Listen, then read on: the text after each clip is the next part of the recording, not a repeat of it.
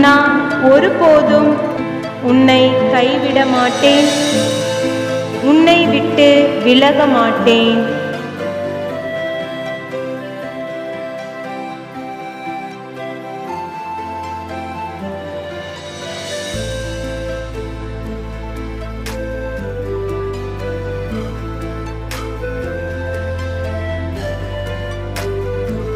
நான் ஒருபோதும் உன்னை கைவிட மாட்டேன், உன்னை விட்டு விலக மாட்டேன்.